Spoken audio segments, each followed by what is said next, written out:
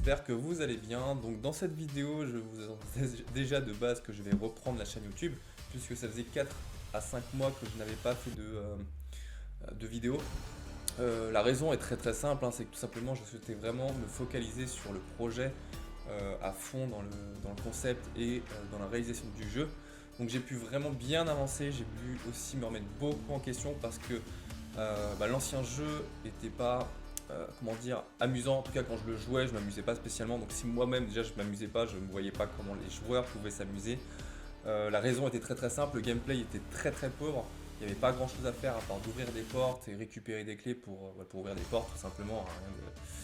Rien d'extraordinaire, il y avait quelques indices qui étaient sur les murs, mais pas de réelle difficulté. Il y avait juste le temps en partie qui était mis en place, hein, mais honnêtement je pense que il y a pas, ça excitait pas plus en tout cas moi ça m'excitait pas, donc ça pouvait pas exciter les joueurs.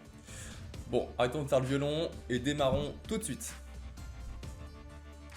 Donc on se retrouve pour commencer dans le main menu. Donc à votre gauche vous allez avoir bien sûr l'ancienne version qui était pour moi pas trop mal déjà de base, mais j'ai décidé de faire plutôt une belle présentation de cinématique en présentant les personnages allant en direction du Pénit. Donc au bout, si vous attendez bien sûr quelques minutes, qu'on fera pas maintenant, vous avez le Pénit qui est un cristal. Donc nous allons nous retrouver dans le choix des personnages en multijoueur. Donc là pour le choix du personnage, il y en a 3, les humains, les aliens et les gobelins. En termes de design, j'ai souhaité avoir une meilleure présentation. Pour information, les deux pylônes que vous voyez à droite et à gauche seront les deux autres joueurs. Donc là nous sommes en solo, vous avez des choix de skins que vous n'avez pas encore multijoueur, donc ça j'y travaille encore actuellement. Donc pour le level design, je trouve ça beaucoup plus harmonieux, beaucoup plus réaliste, beaucoup plus immersif ce que j'ai pu faire. On peut retrouver quelques éléments comme le moulin que vous avez sur votre gauche et qu'on retrouve actuellement ici. Donc là vous avez une vue en prise cinématique. Voilà, ça rend plutôt bien. Donc on est au début du jeu, j'ai décidé que tout le monde spawn pour l'instant dans un endroit, il n'y a pas de réelle histoire pourquoi vous avez spawn à cet endroit là, et il y en aura une bien sûr, mais bon, chaque chose en son temps.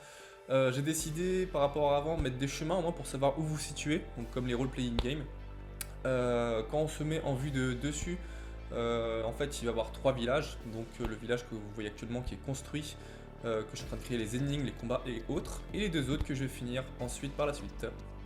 Donc là on va parler des items qui sont un réel problème, j'en ai perdu des cheveux à faire ça, mais c'était important, ça c'est le gameplay principal, tout simplement quand vous avez été pour récupérer un item, c'était un autre joueur qui l'avait ou vous l'avez toujours pas dans votre inventaire, ce qui est clairement pas possible. C'était un gameplay principal donc j'avais besoin vraiment que ce soit clean, donc là vous voyez on peut récupérer rapidement les items, vous les avez dans vos inventaires.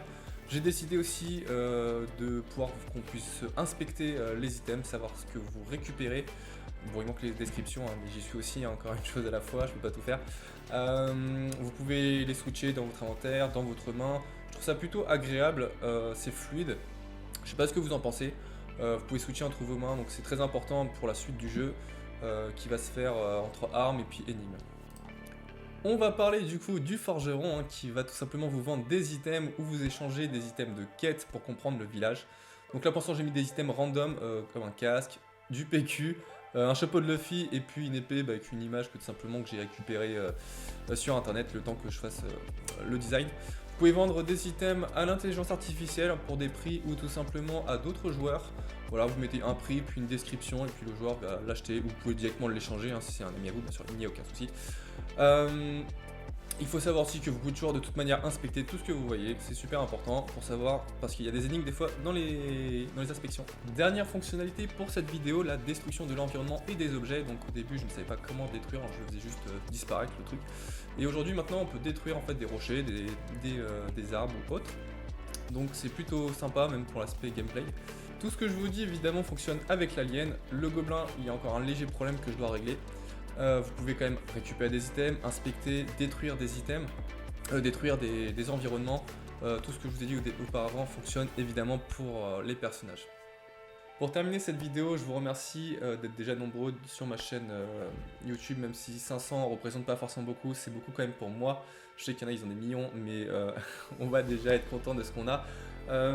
Il faut savoir aussi que vous voyez la troisième personne, je compte le mettre une option dans les paramètres, vous pouvez choisir entre la première et la troisième personne. tout simplement parce que chaque joueur est différent.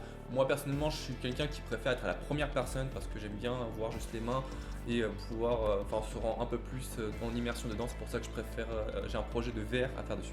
Mais il y a des amis qui aiment aussi être en troisième personne, à la troisième personne, donc c'est voilà, c'est au choix du joueur. Voilà, donc n'hésitez pas à suivre cette vidéo si vous n'êtes pas encore abonné ou si vous êtes nouveau, n'hésitez pas à vous abonner pour pouvoir voir les suites de ce jeu et peut-être le voir un jour sortir et en bêta ou en alpha comme vous pouvez le voir actuellement. Je vous souhaite à toutes et à tous une bonne journée. Tchuss!